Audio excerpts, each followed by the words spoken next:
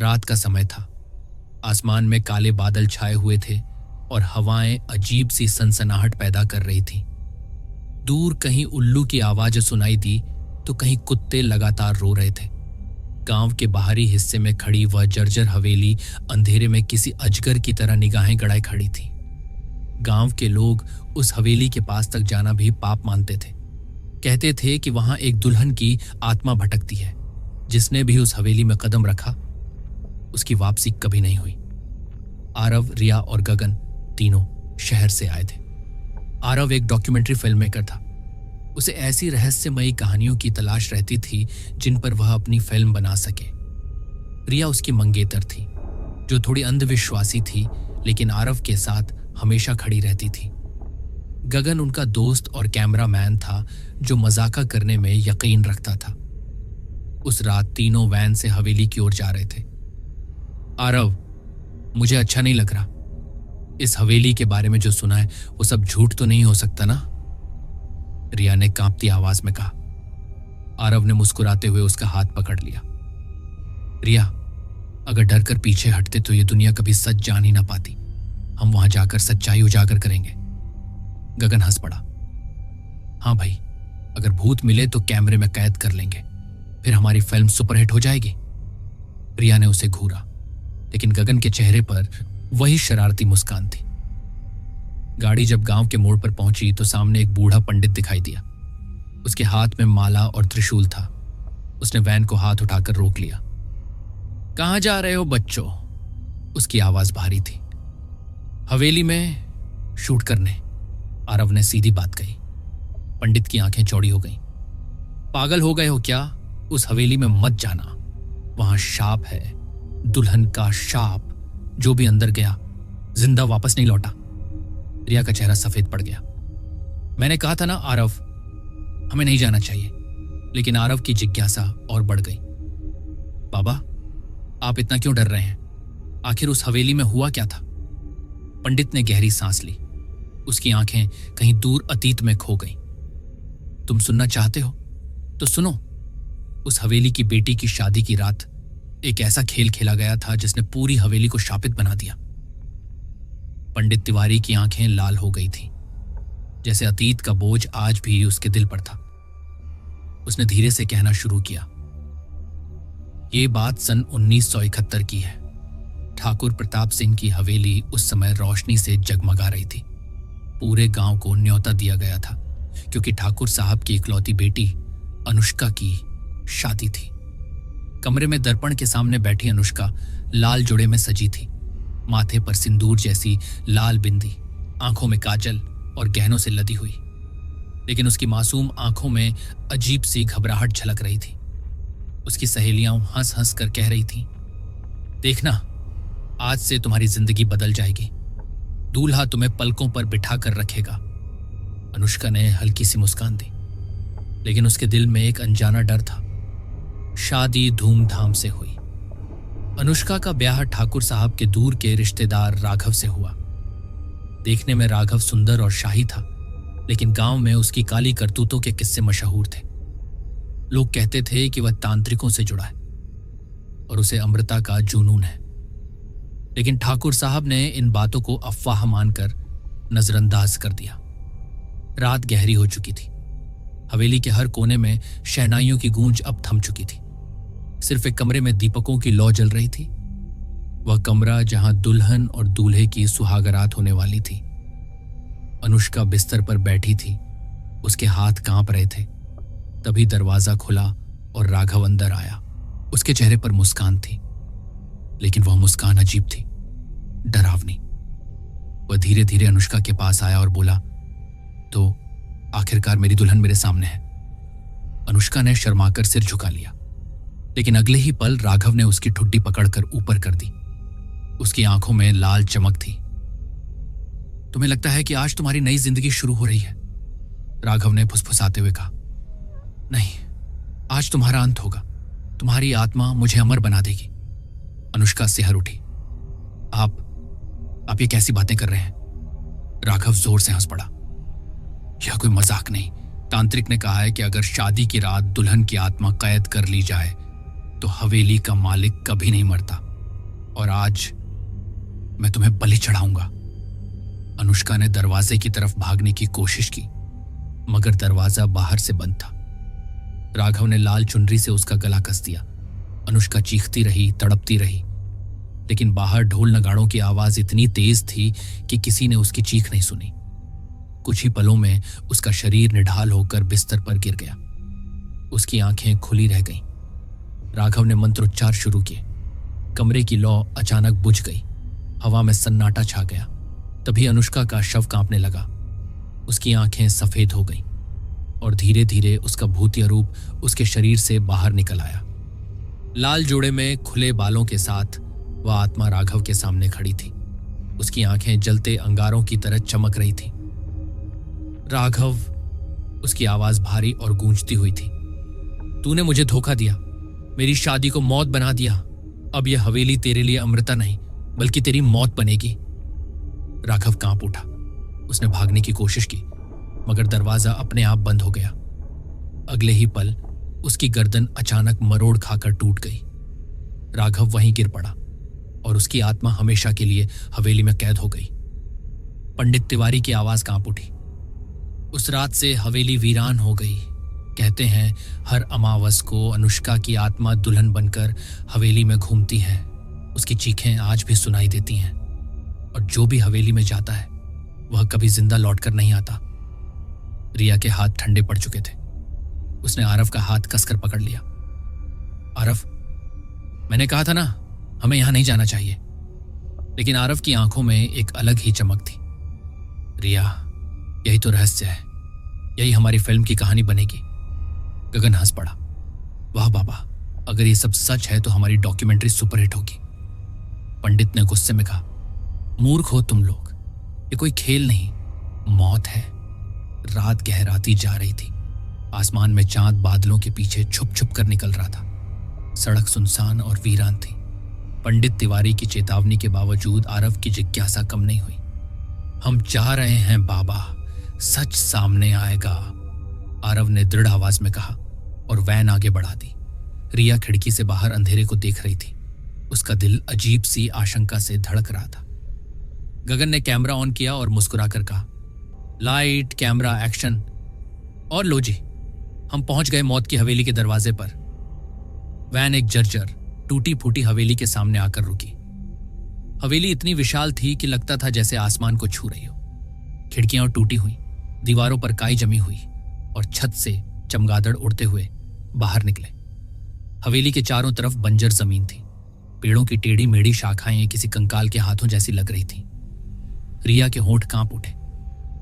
आरव, ये जगह सच में अलग लग रही है। आरव ने उसे डांट बंधाया। डर मत, मैं हूं ना, देखना कुछ भी नहीं होगा। लेकिन उसके खुद के दिल में भी हल्की सी घबराहट घर कर चुकी थी।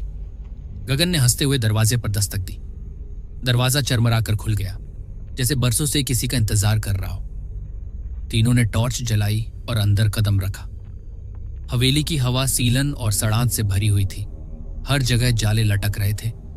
दीवारों पर उखड़ा हुआ प्लास्टर और टूटी फूटी तस्वीरें टंगी थीं। जैसे ही वे अंदर बढ़े, ऊपर की मंजिल से लकड़ी के टूटने की आवाज आई। रिया चौंक गई। किसी के कदमों की आवाज थी। गगन हंस पड़ा। अरे पागल, ये सब चूहे होंगे।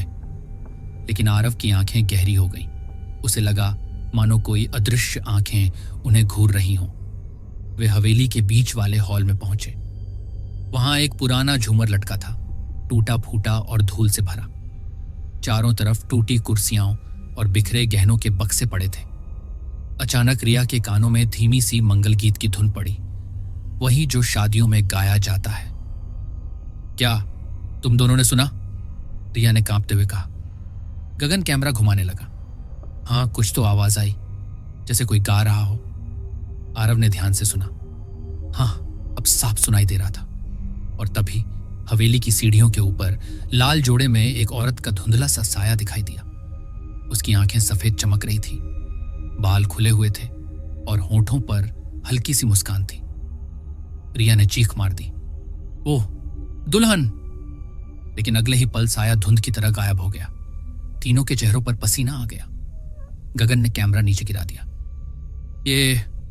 ये मजाक नहीं है आरव, यहां सच में कुछ है।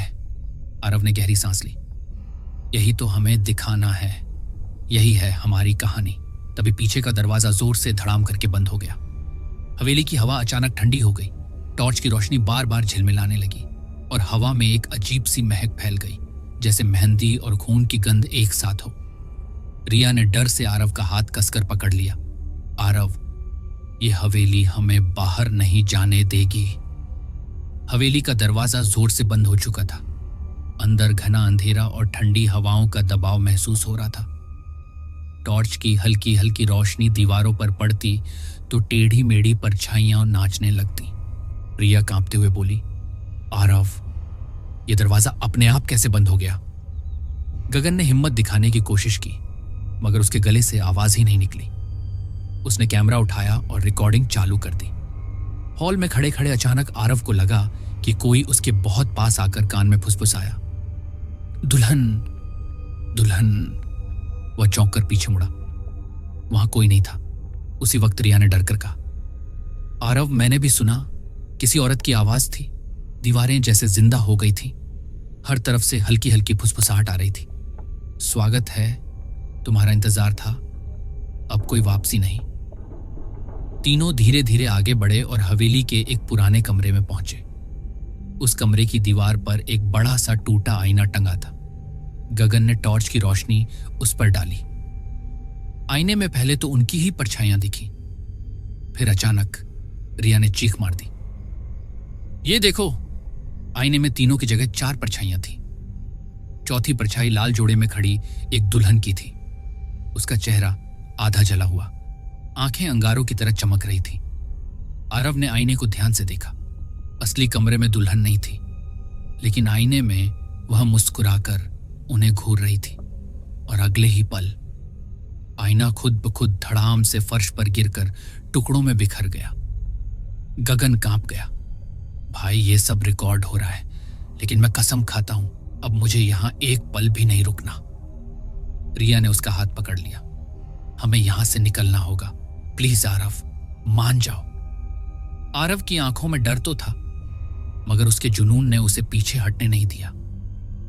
नहीं, अभी नहीं, हमें सच्चाई जाननी होगी। यह हवेली अपने रहस्य खुद खोल रही है। इतने में ऊपर की मंजिल से किसी के चलने की आवाज आई, जैसे कोई भारी घाघरा पहनकर धीरे धीरे सीढ़ियां उतर रहा हो। तीनों की सांसें थम गईं। टॉर्च की रोशनी सीढ़ियों की ओर गई और वहां लाल जोड़े में चेहरे पर घूंघट डाले एक दुल्हन खड़ी थी। धीरे धीरे उसने सिर उठाया। उसका चेहरा आधा सुंदर आधा सड़ा हुआ था। होठों से खून टपक रहा था। रिया ने चीखते हुए आंखें बंद कर ली। गगन ने कैमरा गिरा दिया और आरव की टांगें कांपने लगी। दुल्हन ने भारी आवाज में कहा, तुम्हें किसने बुलाया मेरी हवेली में? पूरा हॉल गूंज उठा। झूमर हिलने लगा। खिड़कियां अपने आप बंद होने लगी। ठंडी हवाओं ने सबको घेर लिया। सीढ़ियों पर खड़ी दुल्हन धीरे धीरे नीचे उतरने लगी। हर कदम पर उसकी पायल की छन छन गूंजती थी। हवेली की हवा इतनी ठंडी हो गई कि सांस लेना मुश्किल लग रहा था। आरव कांपती आवाज में बोला, ये सपना है, ऐसा कैसे हो सकता है? गगन पीछे हटते हुए दरवाजा खोलने की कोशिश करने लगा, लेकिन दरवाजा जैसे पत्थर का बन चुका था, हिल ही नहीं रहा था। दुल्हन सीधे रिया की ओर बढ़ी। रिया चीखना चाहती थी, मगर उसकी आवाज जैसे गले में अटक गई। उसकी आंखें सुर्ख हो गईं और पैरों ने अपने आप चलना शुरू कर दिया। वह दुल्हन की ओर खींची चली गई, जैसे कोई अदृश्य शक्ति उसे खींच रही हो। आरव ने उसे पकड़ने की कोशिश की। रिया, होश में आओ। मगर रिया ने झटके से उसका हाथ झटक दिया। उसके चेहरे पर अजीब सी मुस्कान थी, वह मुस्कान जो उसकी नहीं थी। रिया की जुबान से अचानक धीमी धीमी आवाजें निकलने लगी। वह एक ऐसी भाषा बोल रही थी जिसे कोई समझ नहीं पा रहा था। गगन घबराकर बोला, भाई, ये तो मंत्र जैसे लग रहे हैं। रिया की आंखों में अब इंसानियत नहीं थी। उनमें वही आग चमक रही थी जो कुछ देर पहले आईने में देखी गई दुल्हन की आंखों में थी। दुल्हन अचानक वहीं रुक गई। उसका चेहरा झुक गया और उसने दर्द भरी चीख मारी, मेरी शादी अधूरी रह गई, मैं शापित हूं। कोई भी दुल्हन खुश नहीं रह सकती इस हवेली में। उसकी चीख से दीवारें हिलने लगी, छत से धूल गिरने लगी। रिया पूरी तरह दुल्हन के वश में लग रही थी। उसने अपने बाल खोल दिए और जमीन पर जोर से हाथ पटकने लगी। आरव रिया को रोकने के लिए उसके पास गया, लेकिन अचानक उसने देखा कि फर्श पर रिया की परछाई बदल चुकी थी। वह परछाई रिया की नहीं थी, वह दुल्हन की थी। लंबा घाघरा, घूंघट और लाल चूड़ियां। आरव डर से पीछे हट गया। ये सब हमें मार डालेगा, गगन कांपते हुए बोला। अगर रिया पर पूरा काबू हो गया तो हम बच नहीं पाएंगे। तभी अचानक ऊपर की मंजिल का एक कमरा अपने आप खुला। अंदर से लाल रोशनी फैलने लगी। दुल्हन की परछाई उस कमरे की ओर इशारा कर रही थी, जैसे कह रही हो, आओ, मेरी सच्चाई वहीं छुपी है। रिया उसी दिशा में बढ़ने लगी और दोनों लड़के मजबूरी में उसके पीछे। अब हवेली ने उन्हें पूरी तरह फंसा लिया था। लाल रोशनी से नहाया कमरा जैसे उन्हें खींच रहा था। रिया की आंखें अब भी सुर्ख थीं और उसके कदम अपने आप उसी ओर बढ़ रहे थे। आरव और गगन डर से कांपते हुए उसके पीछे चल रहे थे। कमरे का दरवाजा जरा सा खुला था और अंदर से अजीब सी शहनाई की आवाज आ रही थी। जैसे ही वे कमरे में दाखिल हुए, सामने का नजारा देखकर उनके रोंगटे खड़े हो गए। कमरे की दीवारों पर टूटी फूटी तस्वीरें टंगी थीं, शादी की, बारात की। लेकिन उन तस्वीरों में सभी लोगों के चेहरे जले हुए, बिना आंखों के और डरावने थे। बीच में टूटी हुई मंडप की चौकी रखी थी। उस पर अभी भी आधी जली हुई माला और सिंदूर की डिब्बी रखी थी, जो खुद ब खुद हिल रही थी। रिया अचानक जोर से हंसी। आज शादी पूरी होगी। उसकी आवाज दुल्हन की आवाज में बदल चुकी थी। गगन ने कैमरे को घबराकर चालू किया। लेंस में उसे साफ दिखाई दिया। कमरे के कोनों से बारात के लोग निकलने लगे। वे इंसान नहीं थे, बल्कि जले कटे चेहरे वाले भूत थे। ढोलक और शहनाई अपने आप बज रही थी। पूरा कमरा एक भूतिया बारात में बदल गया। आरव ने डर से रिया को पकड़ा। रिया, होश में आओ, ये सब सच नहीं है। लेकिन रिया मुस्कुराते हुए बोली, ये मेरी शादी है आरव, और तुम दूल्हे हो। तभी कमरे के बीचों बीच धुएं से वही लाल जोड़े वाली दुल्हन प्रकट हुई। उसका आधा चेहरा सुंदर, आधा जल चुका था। उसने भारी आवाज में कहा, मेरी शादी इसी हवेली में हो रही थी। मेरे ससुराल वाले लालच में आकर मुझे दहेज के लिए जिंदा जला गए। मैंने कसम खाई थी, इस हवेली में आने वाली हर लड़की का वही हाल होगा जो मेरा हुआ। रिया की आंखों से अब आंसू बह रहे थे, लेकिन वो कुछ बोल नहीं पा रही थी।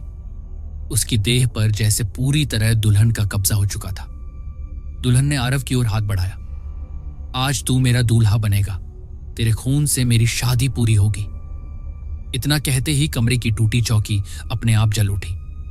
अंगारों से धुआं उठने लगा और हवेली में दुल्हन की हंसी गूंज उठी। आरव और गगन के सामने अब दो रास्ते थे, या तो रिया को छोड़कर भाग जाए, या हवेली की इस शापित दुल्हन से लड़कर उसे बचाने की कोशिश करें।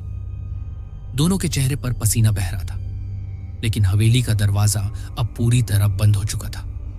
मंडप की चौकी धधक रही थी। टूटी माला की राख उड़कर चारों तरफ फैल रही थी।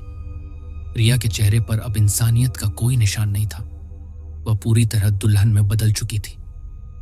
आरव ने कांपते हुए उसका हाथ पकड़ने की कोशिश की। रिया, मैं तुझे यहां नहीं छोड़ सकता, संभल जा। मगर उसने उसे झटके से पीछे धकेल दिया। आरव जमीन पर गिर पड़ा। अचानक कमरे के चारों ओर दरवाजे उभर आए। हर दरवाजे से दुल्हन जैसी परछाइयां झांक रही थी।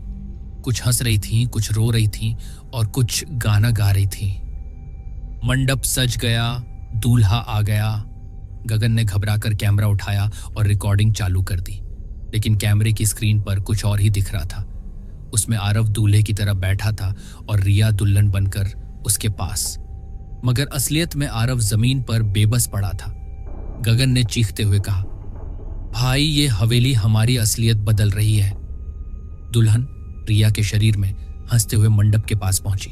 उसने राख से भरी टूटी हुई माला उठाई और आरव की गर्दन में डालने लगी। आरव पूरी ताकत से छुड़ाने लगा। नहीं, ये माला मौत की है, इसे मत डालो। जैसे ही माला उसकी गर्दन को छूने लगी, उसकी सांसें भारी होने लगी। उसे लगा कि उसकी छाती पर किसी ने पत्थर रख दिया हो। गगन ने कांपते हुए पास रखी लकड़ी उठाई और जोर से मंडप की चौकी पर मारी। धड़ाम! जलती चौकी टूटकर बिखर गई। रोशनी की एक लपट उठी और दुल्हन गुस्से में चीख पड़ी। तूने मेरी शादी फिर तोड़ी, अब तू नहीं बचेगा। गगन पीछे हटने लगा, लेकिन उसके पैरों को किसी ने पकड़ लिया। नीचे फर्श से काले काले हाथ निकलकर उसके टखनों को दबोच रहे थे। गगन बेतहाशा चिल्लाया, आरव मुझे बचा ले, ये मुझे खींच रहे हैं नीचे। आरव ने पूरी ताकत से माला हटाई और गगन को पकड़ने दौड़ा। उसने उसके हाथ पकड़ लिए, लेकिन फर्श के हाथ और मजबूत होते जा रहे थे। रिया, दुल्हन, खून से लथपथ आंखों से उन्हें देख रही थी। उसके होंठों पर भयानक मुस्कान थी। कोई भी इस हवेली से जिंदा नहीं जा सकता, तुम सब मेरे साथ दफन होगे। जैसे ही उसने ये कहा, पूरी हवेली हिलने लगी। छत से लकड़ियां गिरने लगी, दीवारें टूटने लगी। आरव ने आखिरी कोशिश में गगन को जोर से खींचा। गगन चीखते हुए फर्श से बाहर निकल आया, लेकिन उसके पैर पर गहरा निशान पड़ चुका था, जैसे किसी ने जंजीरों से जलाया हो। तीनों अब मंडप से दूर भागकर हॉल में पहुंचे, लेकिन वहां का नजारा और भी डरावना था। हर दीवार पर अब लाल जोड़े वाली दुल्हन की तस्वीरें उभर आई थीं।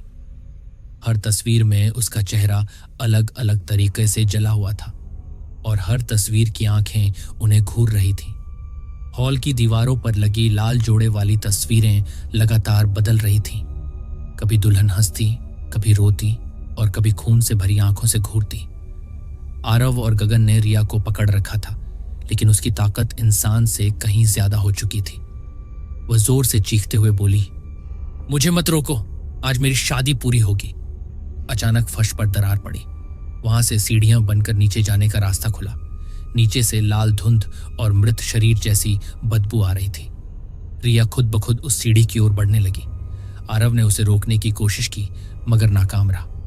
गगन कांपते हुए बोला, भाई, लगता है असली रहस्य इसी तहखाने में छुपा है।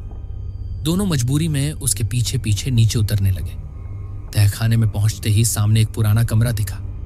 बीचों बीच टूटी हुई कब्र बनी थी। उस कब्र पर बड़े बड़े अक्षरों में लिखा था, यहां दफन है हवेली की दुल्हन लक्ष्मी। गगन के हाथ से कैमरा छूट गया। तो ये दुल्हन सच में थी, ये कोई कहानी नहीं थी।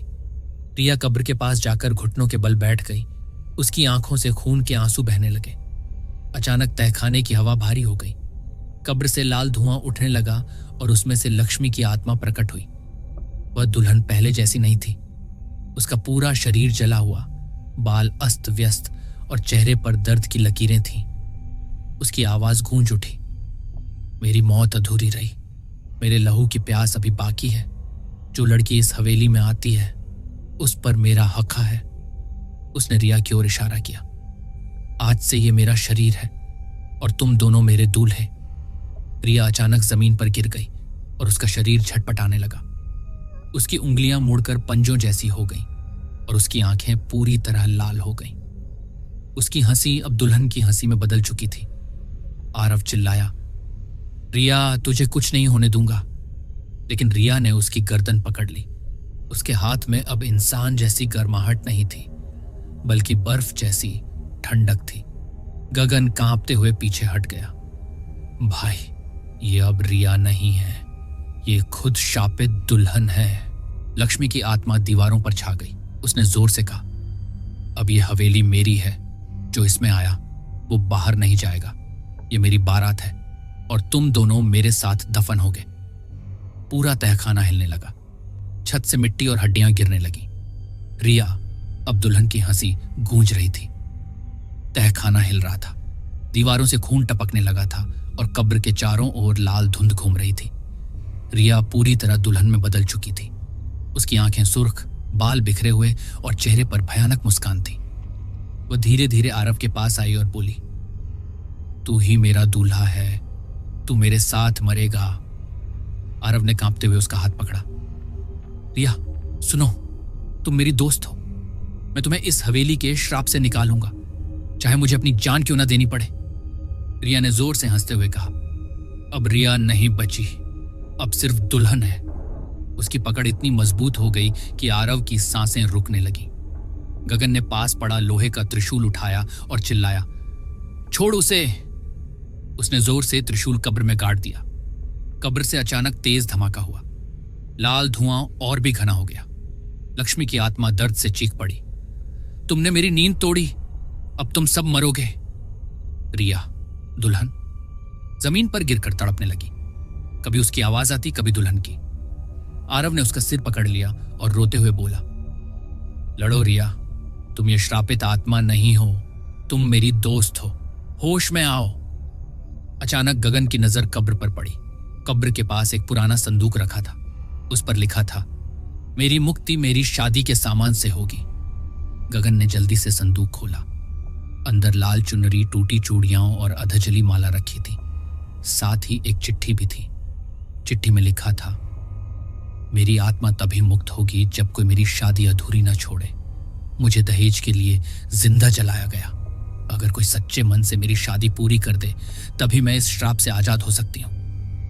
गगन ने कांपते हुए कहा, भाई, यह श्राप तभी टूटेगा अगर इसकी शादी पूरी की जाए। आरव ने रोते हुए रिया की ओर देखा। उसकी देह अब भी दुल्हन की आत्मा के कब्जे में थी। रिया की आंखें पिघलते आंसुओं से कह रही थीं कि वह अंदर कहीं जीवित है। आरव ने गहरी सांस ली और बोला, ठीक है, अगर यही रास्ता है तो मैं ये शादी पूरी करूंगा, मगर रिया को छोड़ दो। कमरा अचानक खामोश हो गया।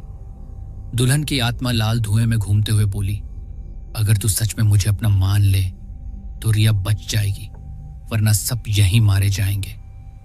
तहखाने की जमीन पर अपने आप मंडप बन गया। दीपक जल उठे, शहनाई बजने लगी। रिया खड़ी हो गई, लेकिन उसकी आंखों में अभी भी दुल्हन का कब्जा था। आरव ने कांपते हुए माला उठाई। गगन ने डर से मुंह ढक लिया। आरव ने सोचा, क्या सचमुच ये आत्मा मुक्त होगी या ये हमारी मौत का आखिरी खेल है? मंडप अपने आप सज चुका था। दीपकों की लौ हिल रही थी और शहनाई की आवाज पूरे तहखाने में गूंज रही थी। रिया अब भी दुल्हन के कब्जे में थी, मगर उसका चेहरा आधा आधा बदल रहा था। कभी रिया, कभी लक्ष्मी, शापित दुल्हन। आरव कांपते हुए माला हाथ में ले खड़ा था। गगन उसके पास आया और फुसफुसाया, भाई, सोच ले, अगर तूने ये शादी की तो तू भी फंस सकता है। आरव की आंखों में आंसू थे। गगन, अगर मैंने कुछ नहीं किया तो रिया मर जाएगी, मुझे उसकी जान बचानी है। लाल धुएं से दुल्हन की आत्मा प्रकट हुई। उसकी आंखें जलते अंगारों जैसी थीं।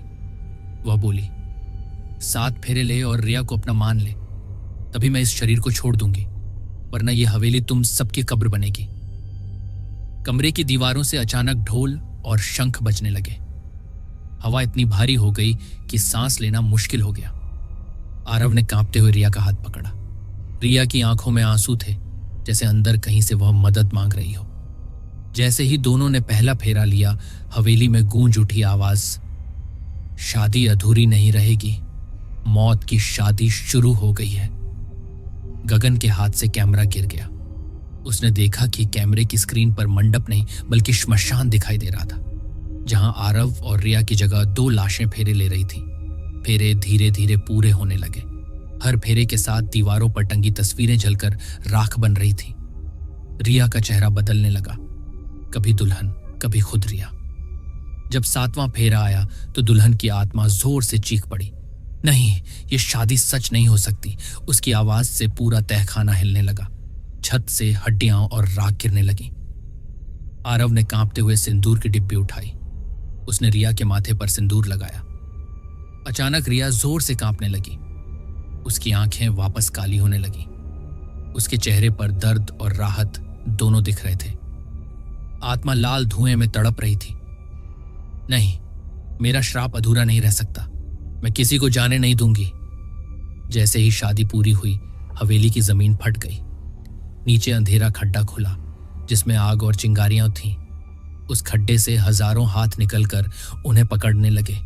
गगन चिल्लाया, भाई, शादी पूरी करने के बाद भी हवेली हमें छोड़ने वाली नहीं है। दुल्हन की आत्मा आखिरी बार प्रकट हुई। उसका चेहरा और भी डरावना था। वह बोली, तुमने मुझे मुक्त नहीं किया, तुमने मुझे और ताकतवर बना दिया है। अब यह हवेली हमेशा खून मांगेगी। उसकी हंसी इतनी डरावनी थी कि दीवारें फटने लगी। हवेली की जमीन फटी हुई थी। नीचे जलती आग और अंधेरा खड्डा था जिसमें से हड्डियों जैसे हाथ निकलकर आरव और गगन को पकड़ने लगे। रिया बेहोश पड़ी थी। आरव ने उसे कसकर पकड़ लिया। रिया, मैं तुझे बचाऊंगा, चाहे मुझे मरना ही क्यों ना पड़े। गगन जोर से हाथ छुड़ाता हुआ चिल्लाया। भाई, ये हाथ हमें खींच रहे हैं, हम नीचे गिर जाएंगे। उनके पैरों के नीचे जमीन धीरे धीरे टूट रही थी। अचानक हवेली बदलने लगी। दीवारें, दरवाजे, खिड़कियां सब गायब हो गए। पूरा कमरा एक अंधेरे कारागार में बदल गया जहां से कोई बाहर नहीं निकल सकता था। चारों तरफ खोपड़ियां और दीवारों में जड़ी हुई हंस रही थीं। छत से लटकती हड्डियां अपने आप हिल रही थीं जैसे जिंदा हों। गगन कांप गया। ये तो मौत का कैद खाना है। लाल धुएं से दुल्हन की आत्मा फिर प्रकट हुई। उसकी आंखें अब और भी विकराल थीं। वो बोली, तुमने मुझे शादी से बांधने की कोशिश की पर श्राप को मिटाया नहीं। अब यह हवेली ही तुम्हारी कब्र बनेगी। यहां से कोई कभी नहीं जा सकता। आरव चीख पड़ा। तूने कहा था शादी पूरी होगी तो रिया बच जाएगी। आत्मा ने ठंडी हंसी हंसी। हाँ, रिया बच गई, पर तुम दोनों यहां हमेशा कैद रहोगे। दीवारें धीरे धीरे कराहने लगी जैसे उनमें हजारों आत्माएं कैद हों। उनकी आवाज गूंजी, भागो, अगर भाग सकते हो। हम भी कभी जिंदा थे, अब हमेशा यहीं हैं। हवेली किसी को नहीं छोड़ती। गगन के कानों से खून निकलने लगा। वह जमीन पर गिर पड़ा और अपने कान दबा ली। आरव ने रिया को गोद में उठाया। उसकी आंखों में आंसू थे, लेकिन उनमें आग भी जल रही थी। उसने चिल्लाकर कहा, अगर इस हवेली ने हमें कैद किया है तो मैं इसे तोड़ दूंगा, चाहे मुझे खुद को आग में क्यों ना झोंकना पड़े। आत्मा चीख पड़ी, कोई इस हवेली को तोड़ नहीं सकता। यह शापित है। यहां सिर्फ मौत की दावत मिलती है। अचानक फटी जमीन से और भी हाथ निकलने लगे। वे खोपड़ियों जैसे सिरों में बदलकर चीखने लगे। रिया की बंद आंखें कांपने लगीं जैसे वह किसी और दुनिया में फंसी हो। गगन कांपते हुए बोला, भाई, मुझे लगता है भाई, हवेली हमें खींचकर उन हजारों आत्माओं के साथ हमेशा के लिए बांध देगी। आरव ने अपनी कमर से पुरानी त्रिशूल जैसी धातु की रॉड निकाली जो उसे ऊपर वाले कमरे में मिली थी। उसने जमीन में गाड़ते हुए चिल्लाया, जब तक मैं जिंदा हूं हवेली हमें कैद नहीं कर सकती। दीवारें और जोर से कांपने लगीं। आरव ने रॉड जमीन में गाड़ दी। जैसे ही उसने ऐसा किया, हवेली अचानक शांत हो गई। हजारों हाथ वापस अंधेरे खड्डे में खींच लिए गए, लेकिन तभी दीवार पर खून से अपने आप एक दरवाजा बन गया। दरवाजा इतना पुराना लग रहा था मानो सदियों से बंद हो। गगन कांपते हुए बोला, भाई, ये दरवाजा, हवेली खुद खोल रही है। आरव ने दांत भींचकर कहा, यही रास्ता है, यही इस श्राप का सच छुपाए हुए है। दरवाजे पर लोहे का एक बड़ा ताला लगा था। उस पर अजीब से चिन्ह बने थे जैसे मंत्र खुदे हों। गगन ने हाथ बढ़ाया तो अचानक ताले से नीली आग निकली। उसकी उंगलियां जल गईं। आह! गगन चीख पड़ा और पीछे हट गया। आरव ने रॉड उठाकर ताले पर जोर से मारा। ताले से भयानक चीख निकली और वह दो टुकड़े हो गया। दरवाजा धीरे धीरे चरमराते हुए खुला। अंदर एक लंबा अंधेरा रास्ता था। दीवारों पर लोहे की जंजीरें लटक रही थीं। कुछ जंजीरों में अभी भी हड्डियां बंधी हुई थीं। हर कदम पर ऐसा लगता था जैसे जमीन से किसी औरत की सिसकियां आ रही हों। रिया अब भी बेहोश थी। आरव ने उसे कंधे पर उठाया और गगन को साथ लेकर अंदर बढ़ा। रास्ते के अंत में एक विशाल कक्ष था। उसके बीचों बीच एक लोहे का पिंजरा रखा था। पिंजरे में एक कंकाल बैठा था, लेकिन उसकी आंखों में अब भी अजीब सी लाल चमक थी। कंकाल के पैरों में भारी बेड़ियां जमी थीं। जैसे ही वे अंदर पहुंचे, कंकाल बोलने लगा, तुम्हें यहां नहीं आना चाहिए था। गगन का दिल कांप गया। भाई, ये कंकाल जिंदा है। कंकाल ने भारी आवाज में कहा, मैं वही दुल्हन हूं जिसे सदियों पहले इस हवेली में धोखे से जलाया गया था। मेरे पति ने मेरी हत्या कर मुझे यहां कैद कर दिया। मेरी आत्मा कभी मुक्त नहीं हुई और इस हवेली ने मेरी पीड़ा से ताकत पाई। आरव कांपते हुए बोला, तो ये मौत की शादी सब तेरे बदले का हिस्सा है? कंकाल हंसा। हाँ, जब तक कोई मेरी अधूरी शादी पूरी नहीं करेगा और मेरा बदला पूरा नहीं होगा, यह हवेली खून मांगती रहेगी। अचानक दीवारों से फिर खून टपकने लगा। रिया कांपते हुए होश में आने लगी। उसकी आंखें आधी अपनी और आधी दुल्हन की हो गईं। गगन डर के मारे पीछे हट गया। भाई, लगता है रिया पूरी तरह उसी के कब्जे में चली जाएगी। आरव की आंखें खून से भर गईं। उसने रॉड कसकर पकड़ ली। नहीं, अब मैं इस हवेली को तोड़ दूंगा, चाहे इसके लिए मुझे अपनी जान ही क्यों ना देनी पड़े। रिया की आंखें लाल चमकने लगी। उसके मुंह से धीमी लेकिन डरावनी आवाज निकली। आरव, तू मेरी कायद तोड़ना चाहता है? अगर तूने कोशिश की तो सबसे पहले मैं रिया की जान ले लूंगी। रिया का शरीर कांप रहा था, जैसे भीतर से कोई और ताकत उसे चला रही हो। आरव रो पड़ा, पर उसकी आंखों में डर नहीं, केवल गुस्सा था। अगर तुझे रोकने के लिए मुझे अपनी रिया से लड़ना पड़े तो मैं वो भी करूंगा। अचानक पूरा कक्ष हिलने लगा। दीवारें टूटकर हड्डियों में बदल गईं। छत से उल्टी लाशें लटक गईं, जिनकी आंखें खुली थीं और वे हंस रही थीं। गगन चीख पड़ा, भाई, हवेली अब हमें जिंदा नहीं छोड़ेगी। ये तो खुद प्रलय बुला रही है। जमीन से काले सांपों जैसी परछाइयां निकलकर उनके पैरों में लिपट गईं। आरव ने त्रिशूल जैसी रॉड को ऊंचा उठाया। उस पर से अचानक हल्की सुनहरी रोशनी फूट पड़ी।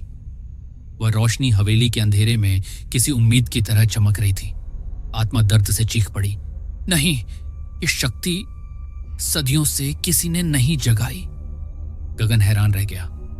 भाई, ये रॉड कोई साधारण चीज नहीं, ये इस हवेली को तोड़ने की कुंजी है। रिया का शरीर हवा में उठ गया। उसकी आंखें पूरी तरह लाल हो गईं और उसके बाल अपने आप फैल गए। वह बोली, आरव, अगर तूने मुझे रोकने की कोशिश की तो तेरी रिया हमेशा के लिए मेरी हो जाएगी। रिया के शरीर से लाल धुएं की लपटें उठीं और पूरी हवेली आग जैसी जलने लगी। दीवारों से कंकाल बाहर निकलकर चलने लगे। उनकी आंखें जल रही थीं और वे आरव और गगन की ओर झपट पड़े। गगन ने पत्थर उठाकर एक कंकाल पर फेंका, पर वह तुरंत फिर से खड़ा हो गया। भाई, ये कभी मरते नहीं। आरव ने रॉड जमीन पर मारी। जैसे ही उसने ऐसा किया, सुनहरी रोशनी पूरे कक्ष में फैल गई। कई कंकाल चीखते हुए राख में बदल गए। अचानक पूरा तहखाना दरकने लगा। दीवारों से खून की धाराएं बह निकलीं। छत फटकर ऊपर से जलती राख गिरने लगी। आवाज गूंजी, तुम सब यहीं दफन हो जाओगे, कोई इस हवेली से बाहर नहीं निकल सकता। गगन ने कांपते हुए आरव का हाथ पकड़ा। भाई, अगर हमें बचना है तो अभी कोई रास्ता निकालना होगा, वरना यह हवेली हमें जिंदा निगल लेगी। आरव ने रॉड को कसकर पकड़ लिया और चिल्लाया, आज ये हवेली या तो टूटेगी या फिर मैं। आरव ने त्रिशूल जैसी रॉड को जमीन पर दे मारा। सुनहरी रोशनी फैलते ही हवेली दर्द से कांपने लगी। दीवारों से खून और राख के साथ साथ काले धुएं के झोंके निकलने लगे। अचानक दीवारें पिघलकर एक विशाल चेहरे में बदल गईं। उस चेहरे की आंखें अंगारों जैसी थीं और मुंह में से लपटें निकल रही थीं। गगन डर के मारे पीछे गिर पड़ा। भाई, ये हवेली खुद राक्षस है। रिया का शरीर हवा में कांपते हुए उस चेहरे में समा गया। अब दुल्हन की आत्मा और हवेली दोनों एक हो चुके थे। भयानक आवाज गूंजी, अब तुम मेरे खेल में फंस चुके हो। तुम्हारे शरीर से मैं अपनी अगली जिंदगी शुरू करूंगी। रिया की आंखें अब पूरी तरह लाल थीं। उसकी चीख पूरे कक्ष को हिला रही थी। फटी जमीन से हजारों कंकाल और प्रेत निकल आए। वे सब आरव और गगन की ओर झपट पड़े। उनकी आंखें आग जैसी थीं और मुंह से राख झर रही थी। गगन कांप गया। भाई, ये तो पूरी मौत की सेना है। आरव ने रॉड उठाकर वार किया। जैसे ही रोशनी निकली, कुछ प्रेत राख बन गए, मगर और भी कई उसकी जगह आ गए। आरव के मन में अचानक आवाज गूंजी। वो आवाज रॉड से आ रही थी, अगर तू इस हवेली को तोड़ना चाहता है तो अपना खून इसमें मिलाकर आखिरी वार करना होगा। आरव ने अपनी हथेली काट दी। खून रॉड पर गिरा और वह सुनहरी से लाल स्वर्णिम रोशनी में बदल गई। गगन चीख पड़ा, भाई, ये खून तुझसे तेरी जान भी ले सकता है। आरव बोला, अगर मेरी जान से रिया और तू बच जाओ तो यह सौदा मुझे मंजूर है। दीवारों और छत से अचानक पूरी हवेली हिलने लगी। पूरा कक्ष एक विशाल राक्षसी शरीर में बदल गया। उसके 4 हाथ थे जिनमें जंजीरें और हड्डियां थीं। उसकी आंखें लाल आग से जल रही थीं। वह गरजा, तुम इंसान हो, मेरी बराबरी नहीं कर सकते। आरव ने कांपते हुए रॉड उठाई और बोला, मैं इंसान हूं, लेकिन इंसान का प्यार किसी भी श्राप से बड़ा होता है। राक्षस ने अपने हाथों से आरव और गगन को पकड़ने की कोशिश की। गगन बचने की कोशिश करता रहा, मगर उसकी टांग पर एक जंजीर लिपट गई। वह चीख पड़ा, भाई ये मुझे खींच रहा है। आरव ने पूरी ताकत से रॉड घुमाई। सुनहरी लाल रोशनी राक्षस के सीने में लगी। राक्षस दर्द से गरज पड़ा और हवेली जोर से हिल गई। रिया का शरीर झटका खाकर नीचे गिर पड़ा। राक्षस ने खून से भरी आवाज में कहा, तूने मुझे घायल किया, लेकिन मैं अभी भी जिंदा हूं। अगर तू आखिरी वार करेगा तो तू खुद इस हवेली का हिस्सा बन जाएगा। आरव की आंखों में आंसू थे। उसने रिया को देखा, फिर गगन को, फिर बोला, अगर मेरी मौत से ये सब बच सकते हैं तो मैं तैयार हूं। आरव ने रॉड को कसकर पकड़ा। उसकी हथेली से बहता खून रॉड पर गिर रहा था और वह और भी चमकने लगी। गगन लहूलुहान था, जंजीरों से छटपटा रहा था। रिया धीरे धीरे होश में आ रही थी। उसने टूटी आवाज में कहा, आरव मत कर, यह हवेली तुझे निगल जाएगी। आरव ने उसके सिर पर हाथ रखा, अगर मुझे मरना भी पड़े तो कोई बात नहीं, लेकिन तुझे और गगन को मैं जिंदा छोड़कर ही जाऊंगा। राक्षसी हवेली और भी विशाल हो गई। उसकी छत से लावा की तरह खून बहने लगा। दीवारों से लटकती लाशें चीखने लगीं। राक्षस गरजा, तेरा खून मुझे चाहिए आरव, तेरी जान से ही मैं फिर से जन्म लूंगा। उसके चारों हाथ फैल गए और उसने आरव को पकड़ने के लिए झपट्टा मारा। आरव ने एक पल भी गंवाया नहीं। उसने रॉड को सीने पर लगाया और पूरी ताकत से हवेली राक्षस के दिल की ओर दौड़ा। जैसे ही रॉड धंसी, सुनहरी लाल रोशनी पूरे कक्ष में फैल गई। राक्षस दर्द से गरजा और पूरी हवेली जमीन से कांपने लगी। गगन चीखा, भाई! रिया रोते हुए चिल्लाई, आरव नहीं! रोशनी के बीच अचानक दुल्हन की आत्मा प्रकट हुई। वह अब शांत थी। उसके चेहरे पर दर्द नहीं था। उसने धीमी आवाज में कहा, सदियों से मैं इस श्राप में बंधी थी। आज तूने मुझे मुक्त कर दिया। तेरे प्यार ने मुझे आजाद किया है। इतना कहकर आत्मा राख बनकर हवा में घुल गई। हवेली जोर से कांपी, दीवारें गिरने लगी, छत दरक गई और खून की धाराएं मिट्टी में समा गईं।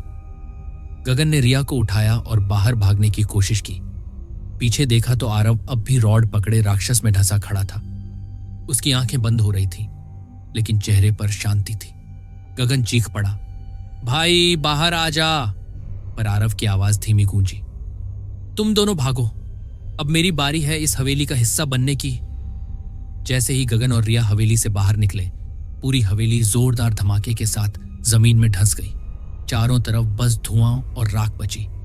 गगन और रिया रोते हुए बाहर खड़े रह गए, लेकिन तभी राख से एक धीमी आवाज आई, मैं वापस आऊंगी।